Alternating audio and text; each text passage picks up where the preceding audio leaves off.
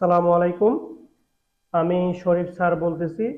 তোমরা যারা 2027 সালে এইচএসসি পরীক্ষা দিবে এবং 2028 সালের জন্য তোমরা যারা আগামীতে কলেজে অ্যাডমিশন নিবে, তোমাদের উদ্দেশ্যে আমি শরীফ স্যার জাস্ট আমার কোচিং সেন্টারে কয়েকটা প্ল্যান তোমাদের সামনে উপস্থাপন করব।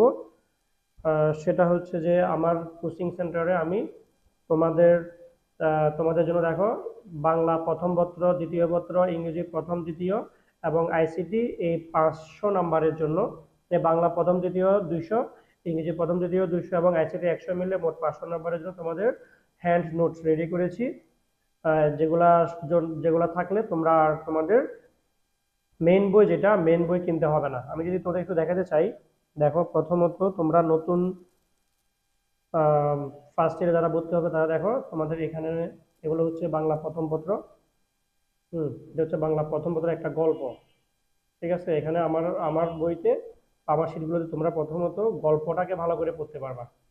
ঠিক আছে, যে দেখো এটা হচ্ছে যে তোমাদের ইন্টার বাংলা প্রথম পত্র, অপরিচিতা, রবীন্দ্রনাথ ঠাকুরের লেখা একটি গল্প। ঠিক আছে, এখানে পাঠ পরিচিতি, লেখক পরিচিতি সহ শুরু করে পরবর্তীতে আবার পাঠের ব্যাখ্যা। এখানে একটা মজার বিষয় তুমি পাবা কি, এখানে তোমরা যে শব্দগুলোকে তোমরা বুঝবা না সেগুলোকে আমি এখানে যে ব্র্যাকেট দিয়ে, এখানে ব্র্যাকেট দিয়ে মার্কিং করে দিয়েছি। তাহলে এটা থাকলে সুবিধা হবে কি, তুমি মূল গল্পটা পড়ার সময় যে সকল শব্দগুলো তুমি বুঝবা না সেই সকল শব্দগুলো তুমি এখানে ব্যাখ্যা পাবে।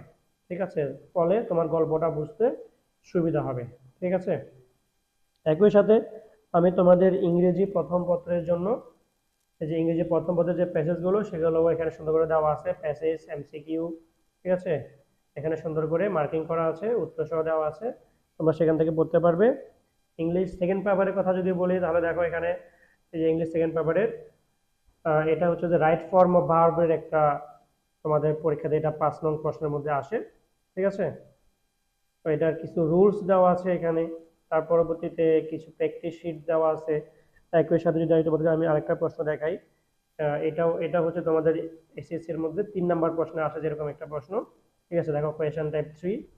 ঠিক আছে, তো এখানে রুলস আছে, পরবর্তী প্র্যাকটিসের জন্য প্রশ্ন আছে। ঠিক আছে, তোমরা এগুলো পড়ে সহজে এখানে পূর্ণ মার্ক পরীক্ষাতে 5-এ 5 পাইতে পারো। ঠিক আছে, বোর্ড প্রশ্নগুলো এখানে অ্যানালাইজ করা আছে। ঠিক আছে, এরপর যদি আমি আইসিটির কথা বলি, তো দেখো এই হচ্ছে তোমাদের আইসিটি। আইসিটির জন্য শিটগুলো ক্লাস অনুযায়ী তৈরি করা আছে।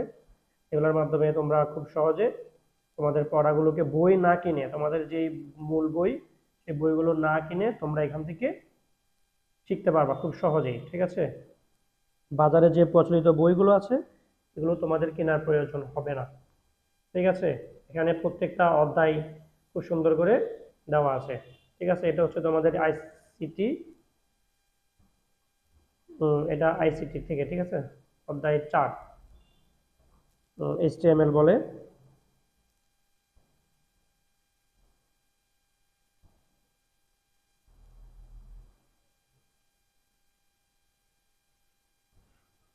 তারপরে অধ্যায় 5-6 সবগুলো মোটামুটি এখানে সুন্দর করে সাজানো আছে। 3.2, ঠিক আছে, তারপরে 3.1, 4, 5, ঠিক আছে, সবগুলো অধ্যায়ের জন্য শীটগুলো রেডি করা আছে।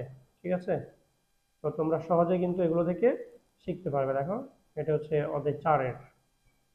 ঠিক আছে, এগুলো থাকলে তোমাদেরকে পরীক্ষার জন্য আর কোনো অন্যান্য যে মার্কেটের যে বইগুলো সেগুলো কেনার কোনো প্রয়োজন হবে না। ঠিক আছে, এখান থেকে আমরা খুব সহজে শিখতে পারবো। এটা হচ্ছে পঞ্চম অধ্যায়ের, তো সবগুলো ক্লাস ওয়াইজ। ঠিক আছে, প্রত্যেকটা ক্লাস শেষে আবার পরীক্ষা থেকে এরকম করে প্রশ্ন আসে, ওইরকম প্রশ্নের ব্যাখ্যাও কিন্তু এখানের মধ্যে দেওয়া আছে। দেখো পরীক্ষাতে যেভাবে প্রশ্নগুলো আসে। ঠিক আছে, ওইভাবে করে সাজানো আছে এখানে, তোমাদের টেনশন করার কিছু নেই।